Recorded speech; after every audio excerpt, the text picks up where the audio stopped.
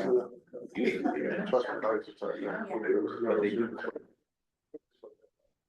have a gathering. Good evening, everyone. I'll now call to order the meeting of the Newburyport Historical Commission, Thursday, January 8th, 2025. We're in the Senior Community Center here in Newburyport and live via Zoom. Please note this meeting, as with all city meetings, is being recorded. I'll start with the roll call. See, Andrew Bernard. I'm here. Mark Sindro. Present. Scott Clark. Here. Chris Fay is not here. Alan Markey. Here. Ed Neumer. Here. And is Glenn here online? No, not yet. And Chris Tell here. And myself, the spouse, is here. All right, first on our agenda is the review of my draft letter that I brought up regarding the 79 Lunt Street Historical Advisory Report. A couple of things I assume that you all had a chance to read the draft. Well, one, since our meeting, I did a considerable amount of research, full basically reverse deed search, bunch of news articles, that sort of thing, and found that the original owner was actually I don't have the name in front of me here. I have it listed there. I'm sorry. Lorenzo Ross. Yes. Yeah, so Lorenzo Ross was the original owner of the building, and turns out is actually he was a big cigar manufacturer, big enough that when he died, he had an article on the front page of the newspaper. It also listed several articles that the building was actually used as a cigar factory, and they sold factories around the world, and were pretty well known for it until there was some sort of tax or embargo on cheap cigars, and then it killed his business and he died about 6 months later. But anyway, none of that was known as of our meeting, and from my perspective, it makes the significance of the house, the building, quite more important than I think was originally kind of shown to us. I also want to emphasize the fact that there's only two things that we're supposed to be doing in this report. It has nothing to do with what they might want to build, what we feel about it, the street, how it's looking on the street. It's strictly the historical significance of the house itself, and then the significance of it within its block character. So that's basically what I try to convey, that it is, the building as it is significant. The original structure of it is significant, and it, you know, for what the DCOD is supposed to do, it seems like the changing of the roof lines or the dimensions of the house would be detrimental. I mean, that's what I wrote. I did note that some of us felt that, you know, that the new design was an improvement over what was there, but again, that's not what our role is in this advisory. So to really I'll open up to any discussion if there is, but otherwise take a motion to approve the draft report. Any comment?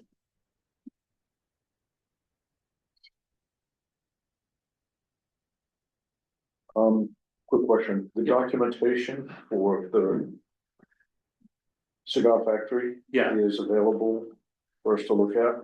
I mean, it was all my own research, but I can share that with whoever wants to see it, but yeah. Because that's something that. Yeah, and I think I did include some kind of citations, or at least where I pulled the stuff from, and I might even have to get maybe put some book and page, but I have all that stuff if it's needed. Any other discussion? No? Right, anyone like to make a motion to approve the draft historical advisory report? I'll make that motion. To approve the draft report as presented.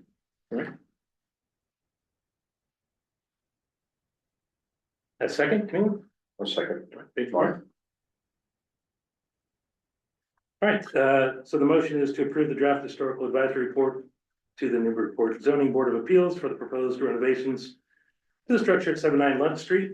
Andrew, I'm gonna abstain, I wasn't here. okay. Mark Sandro, Yes. Scott Clark, Yes. Alan Markey, I was not here either, so I'm saying. okay.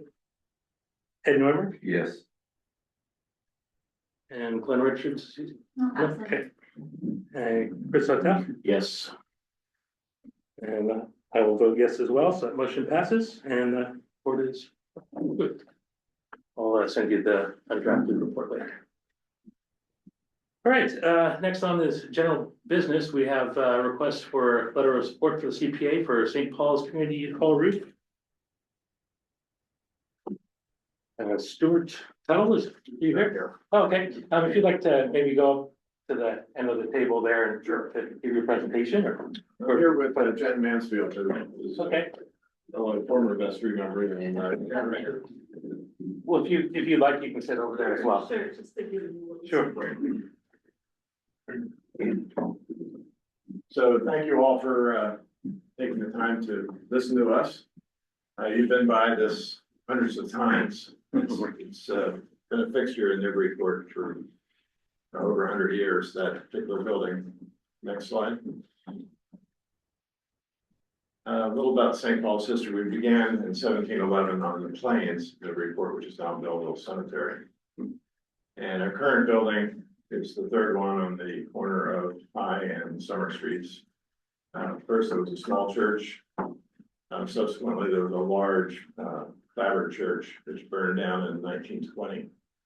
And the current church was built, was finished in 1922. The architect was William Grace Perry, who was from a prestigious Newburyport family and was also involved in the redevelopment of Colonial Williamsburg. Next slide. We have some interesting things going on at St. Paul's. First of all, Nathaniel Tracy, who was one of the principal financiers of the American Revolution, is buried in our churchyard. Along with an interesting person, Flora Marston, who is the only person of African American descent who died at 19 in 1788. That was 5 years after the Massachusetts court declared slavery to be illegal. The Declaration of Independence was read on the site in July of 1776, which is an interesting fact because St. Paul's had been the Church of England. And it was read by Senior Warden Crystal Dalton, who you've all heard of. And the rector was Reverend Edward Bass. And Reverend Bass went through his prayer book and crossed out all the references to the king. And that book has actually been on display at the Smithsonian Institution and it's currently back in our archives. Next slide. We're a community resource and we're proud of that. We're the original home of the Women's Crisis Center, now known as the Diane Geiger Crisis Center. It was started by two parishioners, Ann Smith and Carol Abbott. Among friends, who started in 1993 by Jan Crowley. We are now providing over 400 hot meals each week to whoever needs it out of our community parish hall. We have in-person dining, we have takeout, we have delivery. The lower level of the parish hall is where community services is Newburyport is located. We collaborate with them frequently, particularly with people's needs for household items and also for food. The church itself and our chapel, which is immediately next to it, have been frequent sites for lectures and concerts. And I should also mention, I don't know, I didn't put this down, but we host 9 12-step groups. We have over 300 people coming to 12-step meetings each week. So between among friends, church services, choir practices, kids drama, if you've read the grant request, we have 900 to 1,000 people in the church each week. Next slide. We have taken our responsibility to maintain the church and the building very seriously. We've invested a lot over the last 6 or 7 years, $235,000 to restore the clock tower. $190,000 to replace the large slate roof for the main church. We had to repair kitchen walls and chimney leaks and roof leaks a few years ago. That was almost $9,000. And then subsequently we appointed 3 stone chimneys for $54,000. We installed a handicap ramp 2 years ago, for $13,000. Altogether, if you just look at that for the last several years, it's over $500,000. We are starting a capital campaign this year. We want to restore our historic 1920s Austin organ, which apparently is quite valuable. The community parish hall needs remodeling, and we want to add some ADA laboratories. The target is $750,000 for those improvements and a few other things. Next slide. So 2 photos on the left. This is what you see as you drive down High Street. And then you have an aerial view to the right, and you can see the parish hall is circled in the back. So it's right behind St. Anna's Chapel. Next slide. Anything you want to jump in on? No. Okay. This is a close up of the parish hall itself. So you can see it's down like the rest of the church, slate roof. And I just should mention, slate roofs are typically considered to last for 100 years. And that's why we had to replace the church roof. And this is the last one we have to do. So it's time. Next slide, please. You can't see this too well, but these are a couple of the chimneys that needed repointing, and you can see a lot of slates that have been added. If we can zoom in on that, you can actually see some cracked slates. And on the right-hand side photo, you can see some of the water damage. And that's when we have those leaks, we repair them, but we've gotten to the point where we have to replace the roof. Next slide. So we contacted several slate roofers there. It's kind of a specialty thing these days. Craig Smith Roofing was recommended by CAS Construction. We've done a lot of work with CAS Construction. You might have remember reading in the Daily News about 2 Afghan families living in St. Paul's. They were there for over 2 years. They're supposed to be there for 3 months. So the owner of CAS added showers and did a lot of remodeling down in our lower level. So we appreciate his recommendations. Refined Home Services, we got to know through work that they did on the Cushing House Museum last year. Crown Contracting was recommended to us by Strawberry Bank, but they failed to respond. And what particularly annoyed me was JB Kidney, who we paid $190,000 to fix the main church roof. And I texted and called him many times, never called me back. So right now we have the $185,000 quote from Craig Smith for the 2-year backlog. And I think that might be because he really has more work than he can do. And Refined Home Services, $109,000 for slate, or $85,000 for manufactured slate, which doesn't look bad, but I think next to the other slate roofs, we don't want to go there, particularly for something that's guaranteed for 30 years versus slate for 100 years. It just doesn't make sense to say the $20,000 for us. Next slide. So, in conclusion, and you've all seen that poster, right? So we're up in the upper left, one of the iconic buildings in Newburyport. We're a vital community resource through worship, outreach, historic preservation. Anybody who's welcome at St. Paul's, whether it's for meals, sports services, culture events, we're just a welcoming place, and we believe in caring for our community as well as our historic building. And we welcome everybody, and we appreciate your time. Thank you. So my understanding is what we need is for the Historic Commission, if you agree, to recommend this is a worthy project for Community Preservation Committee, and then they would decide whether or not they can participate. We're also going to be looking at several other possible grantees. I've already spoken to Essex Heritage. They say they have zero money, so they're not giving grants this year. So it's gonna be tough. So we're thinking if the city can help us, that would be great. Right. Thank you very much. Thank you. Anyone, board have questions? Comments? About their, did we determine that that building is gonna need, So your PR? current preservation restriction, that you have, do you, That's does on it the- cover, this structure? Right now, or you- That's on St. Anna's Chapel. That's my thought. Yeah, so St. Anna's Chapel, we restored back to its original condition about 15 years ago. We electrified the lights and basically that was the big change. They're no longer gas lights. But if you walked in there today, if you've been to a lecture, you feel like you're back in 1863 when it was finished. So, yes, we did. I think we got $60,000 for that. The whole project was $650,000 to restore that building. So as you can see, we put a lot of money into St. Paul's Church and our buildings. So as Any other part of questions? the, as part of the process with the CPC, they'll Yeah. require you to put a PR on that other. Yes, portion. Yes. we know that, and we're comfortable with that. When we did it at St. Anna's, and we'd be comfortable with that, and we don't want to change the building. great. All right, well, if no one has any other comments or questions, I guess I'll take a motion to approve that. Motion to approve. I draft a letter. Motion to approve and you draft it. Andrew, second on that? I'll second it. All right, thank you.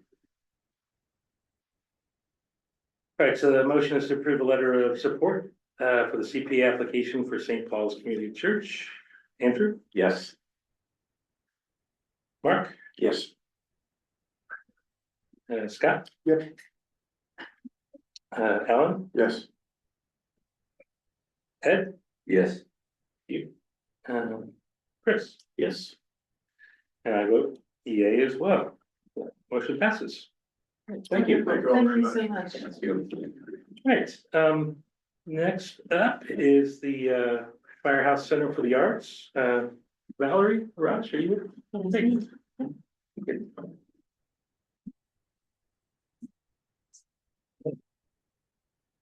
If you could just give your name and address for the record and then. Sure, my name is Valerie Araj, I live at 3 South Pond Street in Newburyport.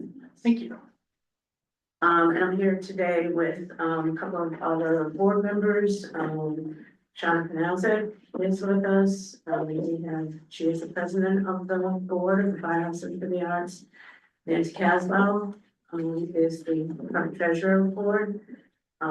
We have Alan, who is also a board member as well. And also with us is Jeff Shanti, who is has been a huge help. He's actually volunteered at the firehouse, but has helped shepherd this project along. We probably have a little sharing section out on the Zoom as well. Thank you all for your time. We really appreciate you giving us the opportunity to present this project and what our needs are here. So going to the next slide. The Firehouse Center for the Arts, I'm sure many of you, if not all of you, have been there at some point in time, and hopefully if you haven't, we'll have convinced you at the end of this to come check us out. We are a 501c3 nonprofit. We do live theater, we do comedy, we do live music. We have some educational programs. We have a venue for community meetings and presentations and movies and so forth. We entertain several thousand residents and visitors to the city every single year. We're at One Market Square. And we do not own the building, we're a leasing to the city. So it's a city-owned building. We're 35 years into our lease with the city right now. The building was built in 1823 and it started as a marketplace on the first floor and a lyceum on the second floor. And people of the likes of Ralph Waldo Emerson and Oliver Wendell Holmes and Daniel Webster have all spoken at this building, which is kind of neat. It was a lyceum until the mid-1800s when the fire station moved in there, the fire station. And then in 1980, it ceased its operation as a fire station, became somewhat of an art center, but in 1991, it actually got renovated to be the Firehouse Center for the Arts, the way it is today. We currently do have a preservation restriction agreement from a project that we did in 2016, I believe. So that would have to be amended for this particular project.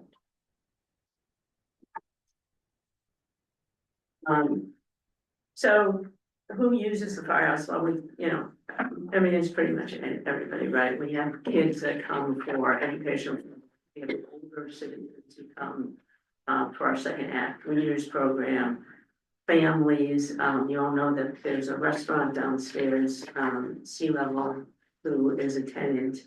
So all the guests of the restaurant, obviously, and then what may not be generally known is that this is a public restroom. The building has a public restroom in the basement, for the city, so, that's really what the impact is here. What we're doing. And I should have mentioned at the beginning, this is an elevator project, sorry about that. We have an elevator that is very old and in disrepair. So the way that the building lays out is that, the theater is actually on the third floor of the building.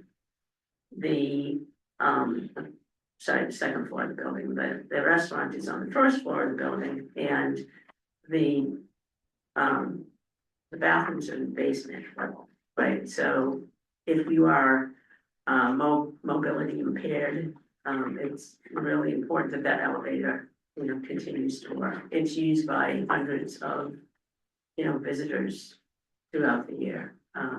So it's pretty important.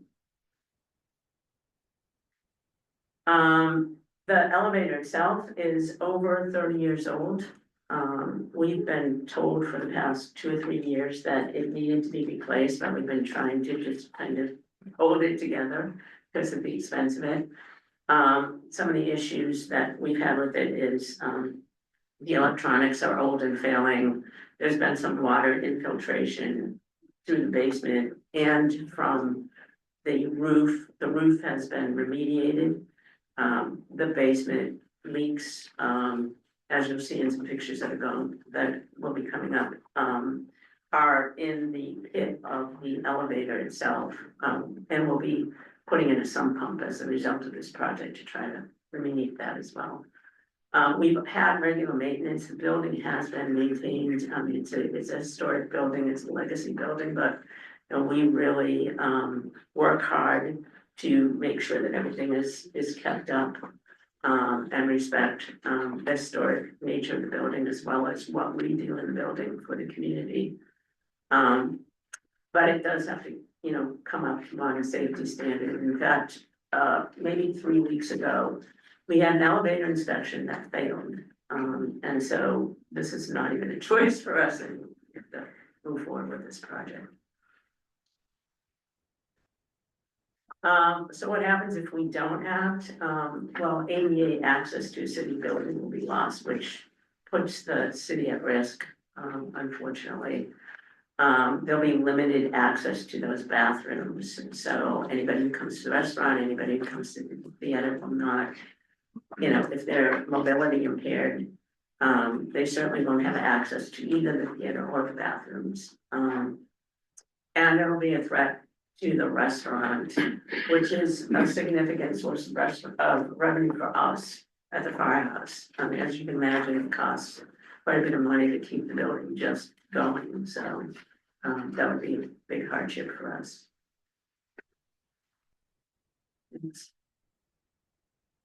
So what we're gonna do is replace and modernize the elevator in its existing location that we know change the footprint of the building whatsoever. We're gonna improve the reliability and the safety of the elevator overall.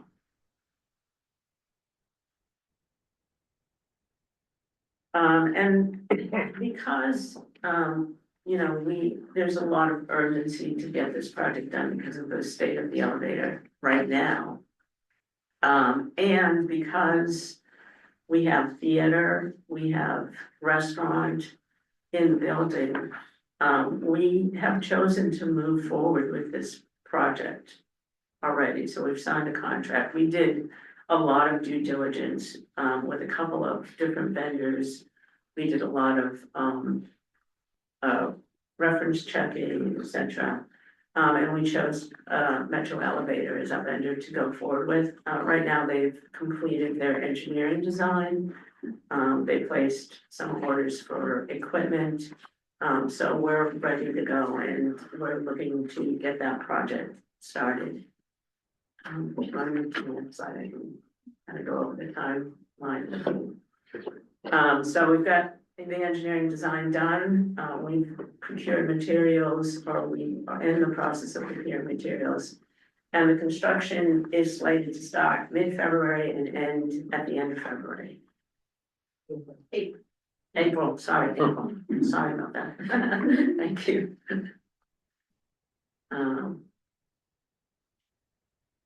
Again, one of the things about the timing for this is the seasonality of Newburyport, right? So this is low impact to the theater, low impact to the restaurant in the winter doing this project. We are asking for funds from CPC to the tune of $200,000.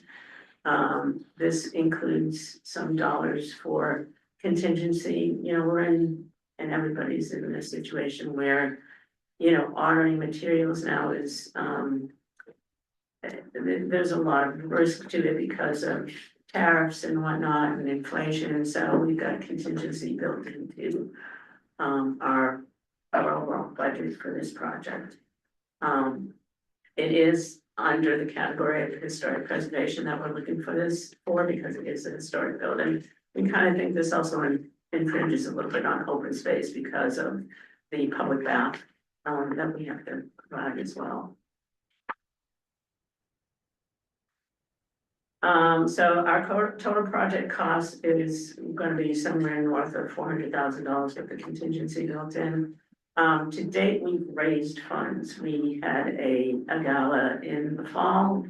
We raised $66,000 at that event. We have a public outreach now, and if you want, you can go to our website, take a look at our video for that as well. And the Eric Killian Foundation has offered to give us $2,000 as a community match to money that we raise.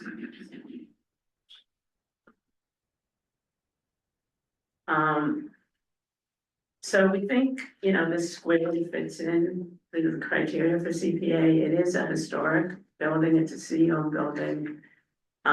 It's important that that building maintain public accessibility. It is certainly the cultural center of Newburyport, squarely in Newburyport Center, but we're doing all kinds of activities that promote the cultural nature of Newburyport. So this will extend the life of our building. All right, so, again, we're protecting this 200-year-old, important historic building to the city. We are upholding our ADA commitment as a city-owned building. And we've actually obtained over 20 letters from community members, including support from the city since it is their building. We have a letter from Sean Reardon to support the project as well. So that's kind of where we stand, and that's what we believe the benefit to Newburyport.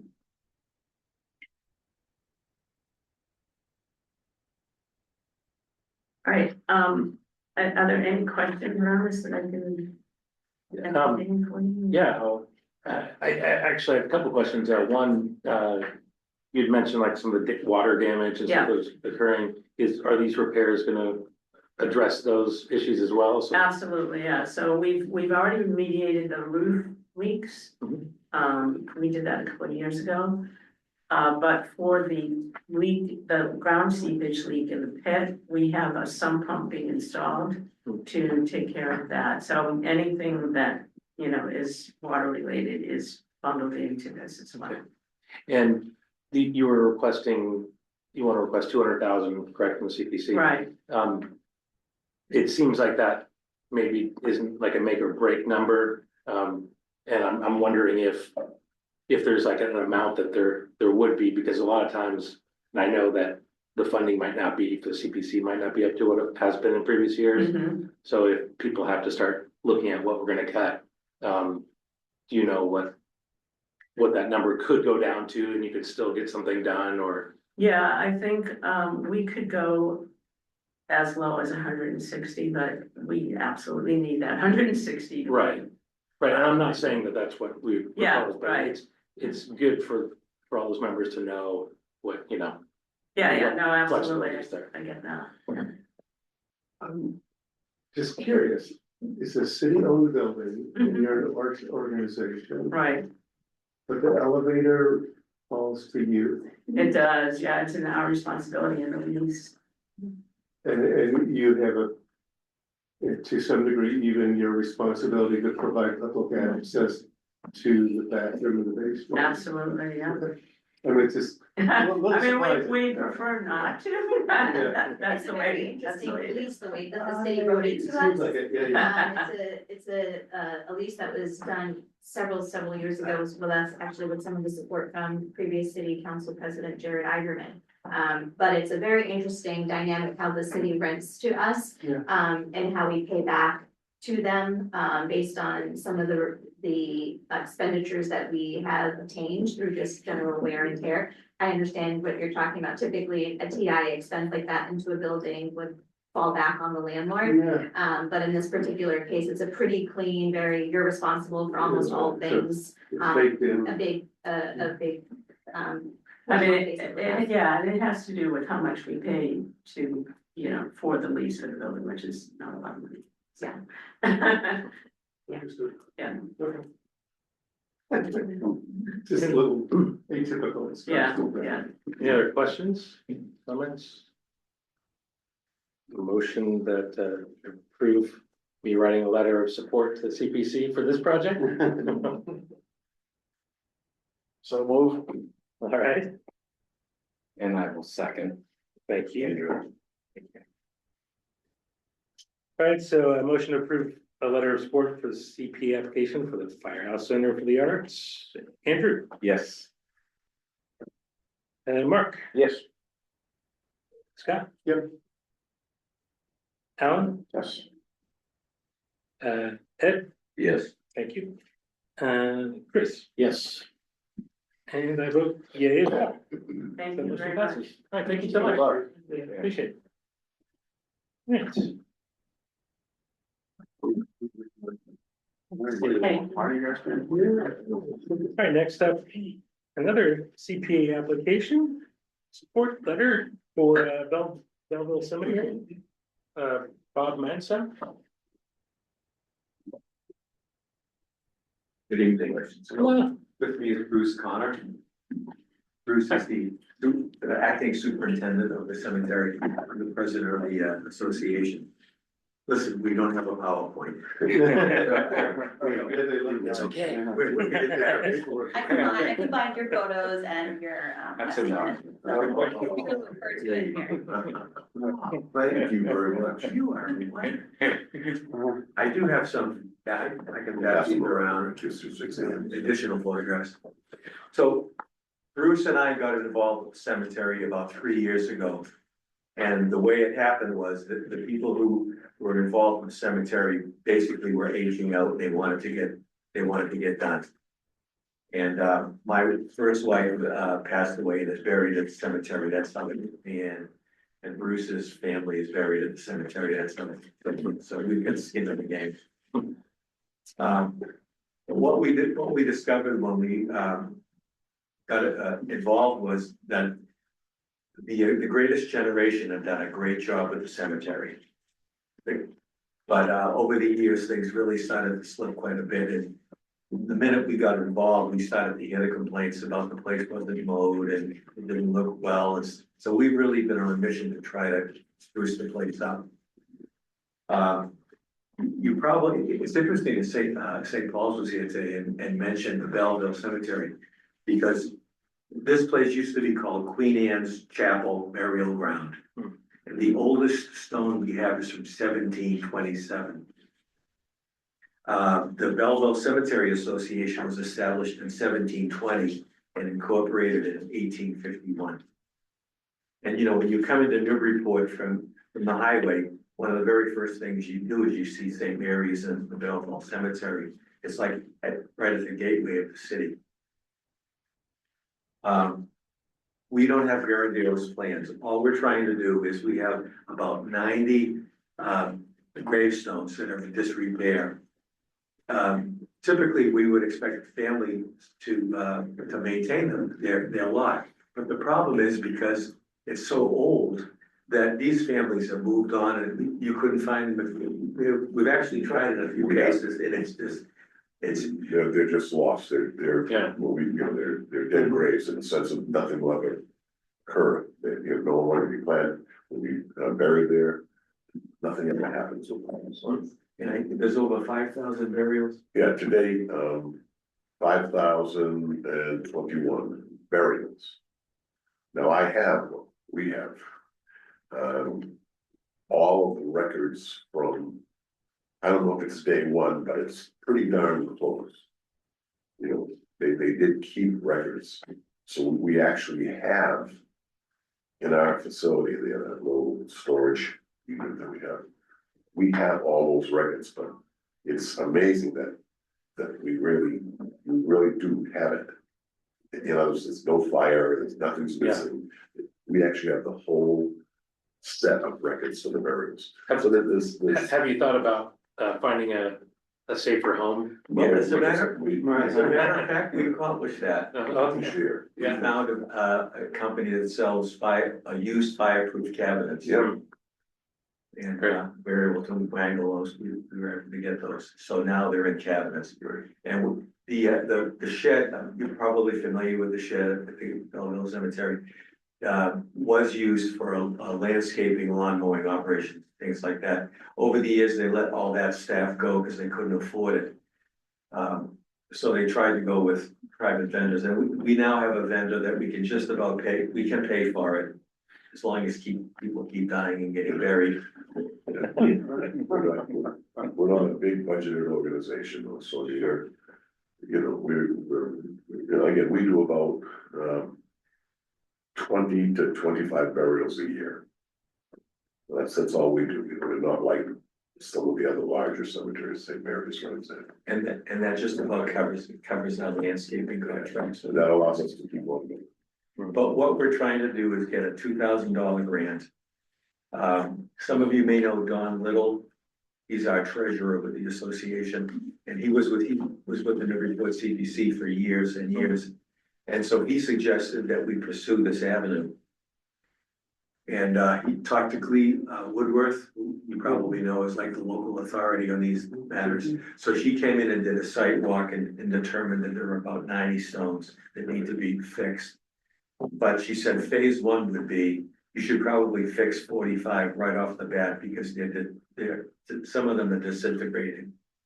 So she came up with a budget. She said if for $2,000, you could hire somebody, a professional who could come in and do the work to restore the 45 tombstones. So you're looking Once for, we're finished with that. so you're looking for funding for just those 45 essentially? Yeah. Okay. Yeah. But as president of the association, I said to them, why don't we try to get all 90 fixed right off the bat? But Glee's advice to us was, well, we don't know what the funding availability will be in this cycle. So why don't you go for the stuff that you feel is desperately needed? So that's where we're coming from. Based upon the previous two presentation, I go for one. Yeah, well, I was gonna say that, I'm actually, I don't need to- I'm on the CPC,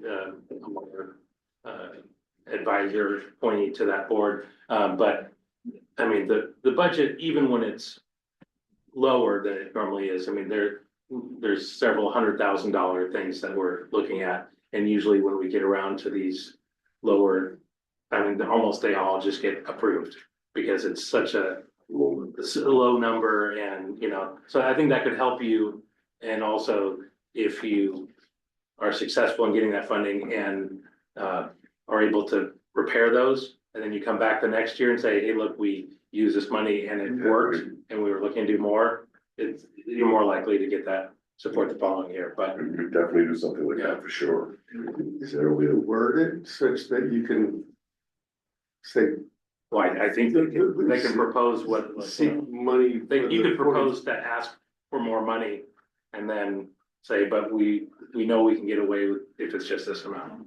So you could put that to them saying like, here's what it would cost to do that, all of them that we think we have to fix, and then here's the ones that are like really pressing. And then that would give CPC members. Yeah, I think you're better off, also better off going to ask for the one big number for all, because otherwise it's creep, it's kind of annoying to go back and ask a second time. And just say we have two phases, one phase is immediate urgent now, you know, and just have money I out. mean, like I I would said, ask one time. you can propose it and they can, Can we edit our current proposal, You can edit it. yeah, I believe so. Yep. right, and then just. Do we come? I mean, Well, We've never done this. No, well, from our perspective, it's more of like, are we willing to back the support? And so I don't think the amount or the specifics. I mean, I can write in the letter that, you know, we can see the funding of all of this, you know. So because this is the first time, I think, that this group has been, Mhm. through the CPC process, I think the NHC needs to vote first that, the cemetery is a historical asset to the city, and then you would vote, you know, Okay. to support the project. Oh, I didn't realize that. Okay. All right, well, I guess any discussion on that, on the, Historical significant. yeah, Yeah, I move to, it's historically significant. okay.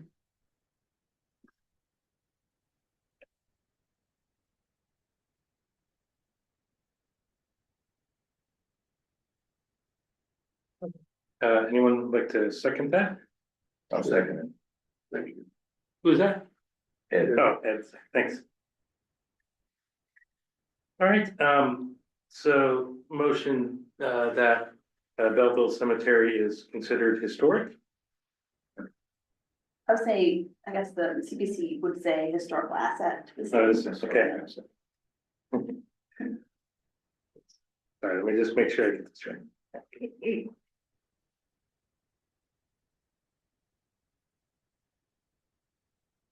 All right, so motion to approve, motion that the Belleville Cemetery is historical asset to the city.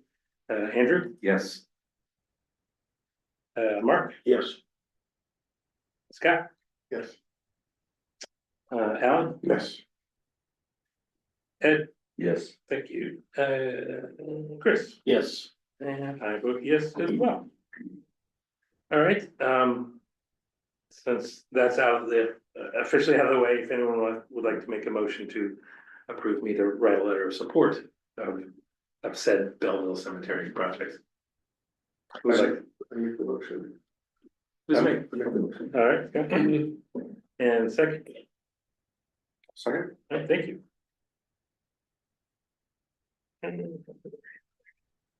Alright, so, motion to approve that the chair will write a letter of support for the CP application for Belleville Cemetery. Andrew Yes. and Mark, Yes. Scott, Yes. Alan, Yes. Ed, Yes. Chris, Yes. and me, yes. All right, that passes. So, Thank you very next much. week or so, I'll get that wrapped up. Thank you very much. Appreciate your help. Appreciate it. All right. Thanks for what you're doing. Thank you. All right, so I guess the next item is the reviewing the draft letter. I just wrote that one, didn't I?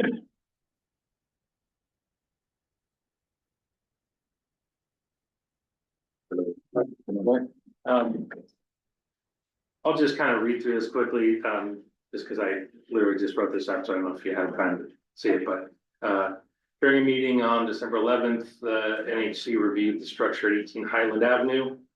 We determined the structure is historically significant, however, the subsequent motion that the structure should be considered for preservation failed. With the vote divided, consequently, no formal public hearing was conducted. But despite that, since there were so many residents in attendance, in the interest of transparency and public engagement, we let them speak out. And then I just kind of tried to write down what their, concerns were, basically the intense in the increase in the density, the loss of the green zone, which many of them thought was supposed to remain forever, and then the potential risks of the storm water runoff that could be worse if those are all taken out. And it's mentioned that some members expressed concern regarding the broader contextual impacts of the proposed demolition, new construction, even if the subject structure itself is not ultimately preserved. And I just wrapped it up saying that, this is just meant as a consideration, and not as, so just basically as an advisory, and not in any sort of official context, I guess.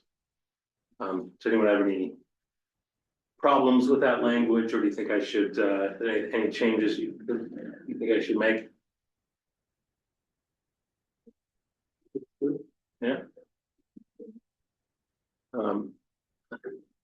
If so, we probably need a motion to approve the draft advisory letter to the Newburyport Planning Board. Make that motion? So move. All right. And a second? I'll second. I pull teeth. Okay, so motions to approve my draft advisory letter regarding 79 Lunt Street. Oh wait, what am I saying the wrong address here? 18 Highland. 18 Highland, sorry, I have the wrong copy paste here. Sorry, a motion to approve the draft advisory letter for 18 Highland Avenue. Andrew. I'm gonna abstain again. Okay. It's not here. Mark? Yes. Scott? Yes. Thank you. Alan? I'll abstain too, so it's not. Okay. Commentary. Thank you. Ed? Yes. Thank you. Chris Santana? Yes. Thank you. And I'll vote yay as well, so that motion is approved. Excellent. So I guess we just have two pieces of correspondence. The first one's for the preservation restriction. I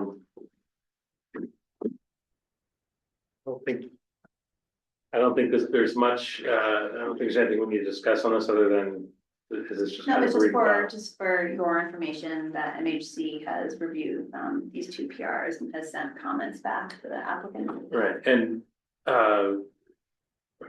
from the looks of it, the 33 Merrill looks pretty straightforward, is that correct? And the 10.5 is a That's little bit correct. They've more. already, the applicant has already made the edits suggested by MHC, and has a pre-approval letter, and that'll be going to the city council shortly. Okay. And then, And then 10 Auburn, 10.5 Auburn Street, those were more significant changes being asked of by MHC, and so the applicant is continuing to work on those edits. keep working on those poor things, geez. All right, any comments or questions on any of that stuff?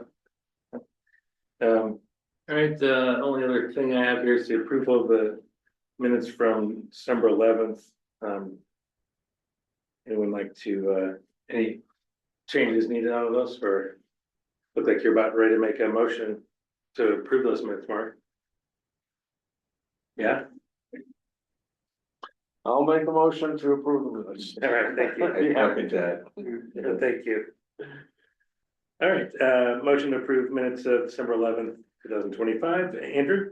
Abstain again. Okay. Mark? That's Scott? Yep. And Alan? abstain as well. Okay. Ed? Yes. Chris? Yes, And EA as well. So motion passes and minutes are approved. excuse me, Mr. Chair, Yeah, can I circle back to the correspondence for a moment? sure. I was just gonna tell the commissioners, that PR that's for Auburn Street, and highly recommend you read that and look at it. And then look at the correspondence letter on what needs to get changed on it. This thing has been floating around in the air for many, many, many years. I looked through it and it's very long. But it's very important that, you know, there's an understanding and grasp of this. And then when you read the correspondence from Mass Historic Commission stating the changes, it becomes a lot more clear. So, I highly recommend, this is gonna be coming back eventually, so be good to, everyone knows this, what it is. That's okay. Yeah. It's a hot legal mess, might you say? That's a nice way of putting it. Homework. But Yeah. there's, Yeah, exactly. I mean, the language in this is quite interesting on what was actually kicked back and you read what was originally read. Yeah. Ultimately, we are responsible for these things when they go out. Mass approves them and then they go to city council, so it's very important we know what we're discussing, what these things actually do. That's it. Thank you. I have, I guess my only update is that I am, working mostly in my head so far, towards, drafting up some actual, possible ordinance changes, procedural things that we want to look at. We were talking about some of them, this last week and also just before the meeting. It's all stuff that we've already talked about. I mean, the ordinance delay length, but also like for the voting procedure, and I also have been thinking a lot about, after the last meeting, and there were so many people who wanted to speak out, and they were really confused by like, okay, you said it's historically significant, but now we don't care about it, sort of, and that it's because of the way I think it's worded and how we vote through it that I think it becomes, to me, it seems more confusing than it needs to be. Is it historically significant? All right, let's look at what you're doing and well, whether that's gonna be better for the building or not. As opposed to kind of limbo thing. And then, I think for me, it was strange too, because there were folks who had written letters, public comment essentially, and we had read those. And then these people who came weren't able to speak because it's, not the procedure or whatever. So I mean, that's why, there was kind of nothing I could do to stop them from talking almost, so, which is why this is here now. But I thought it was also important that what they were saying does, apply to that. And the other thing I want to look at with our ordinance is the fact that we're supposed to look at just the structure and not the property.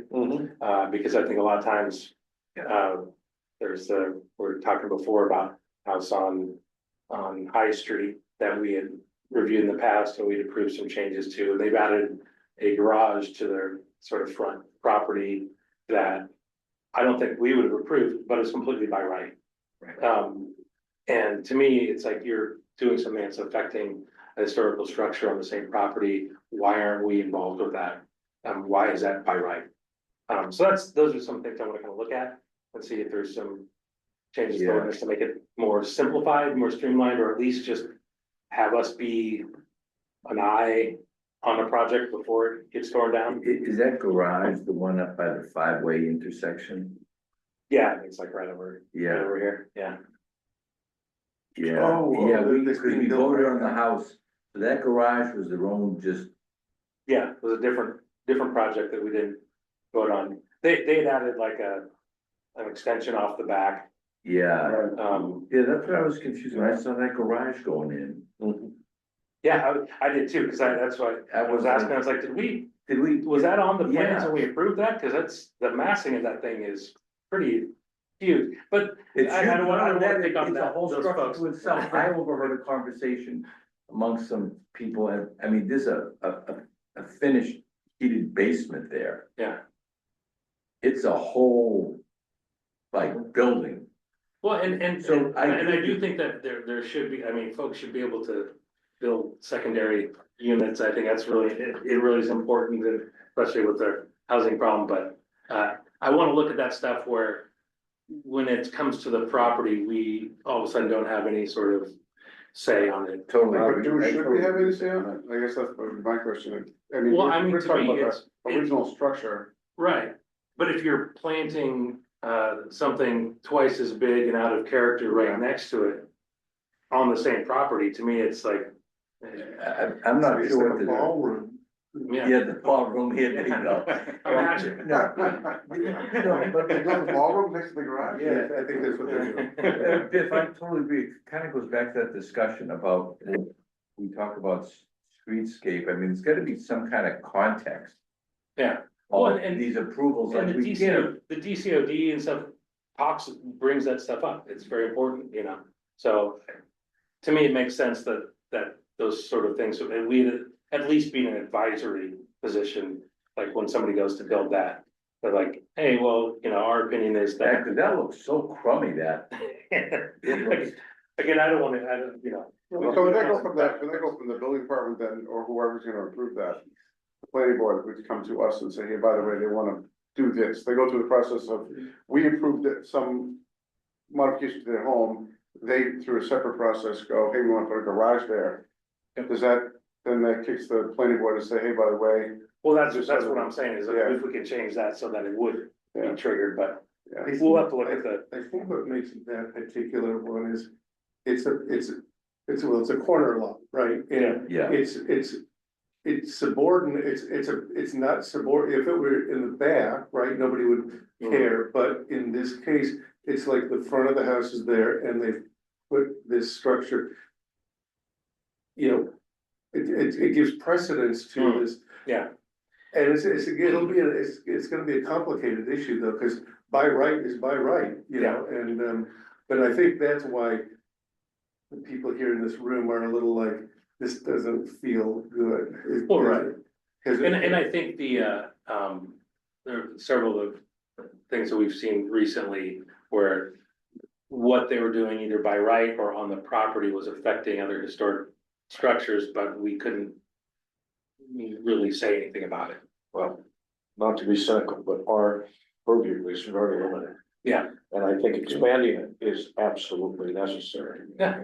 And I would suggest that we involve Jared Eigenman as a person who can give us good advice in terms of how to phrase it, how to put it together, and how to present it to the council. I think there's, And I think having Jared here give us some pointers would help us tremendously. I think there's several folks who we can reach out to in that regards. I just want to gather like our kind of general stuff and then figure out, okay, well, this is gonna require ordinance change, so like, what's that look like? How's that written? have we talked about, I know a few times coming before us, like. Houses that are in that gray zone of the forties and fifties, and we're kind of kicking around, you know, as part of some. Development after the war, World War II or something like that, and is it significant, or is it just kind of like a little crappy house that was thrown up in? Well, part of it was the changing it to 50 instead of 75, Yeah. which would throw all the, like, you know. Yeah, throw it all in there. Early 1970s buildings. Yeah. And the Secretary of Interior Standards has, you know, has written about how to look at those things already. Maybe not so much stuff from the 70s yet, you know, but I think it's something that I know from like sort of antique goods and stuff, people are looking at things that are less than 100 years old as not as antiques anymore, because we've reached kind of the industrial age where it's not handmade, so that's different. You know, that's a philosophical thing, but I mean, to me, like, just having a year that 50, which follows state and national, other guidelines. And just, okay, we're gonna see some houses that we're gonna go, oh, that's not that amazing or whatever, but at least we're still gonna look at it and think about it. And compare it to the other ones of its age and judge it from that perspective. So that was my thought and goal on it, but who knows if that will get muster and pass, that might be a tough one to push, the 50-year button. That's all I have. Anyone else? Can I just mention that we are graced by the presence of one of our counselors tonight? I see her back there, yes. Have you been I don't sworn- think that happens too often. Have you been sworn in? Yes. Oh, yeah, okay, excellent. Well, welcome. Congratulations. Yeah, well, if no other comments, questions, I'll take a motion to adjourn. Motion to adjourn. Anyone like to second? I'll second. All right, and all in favor? Aye. All not in favor? No? Okay. All right, we're adjourned, thank you.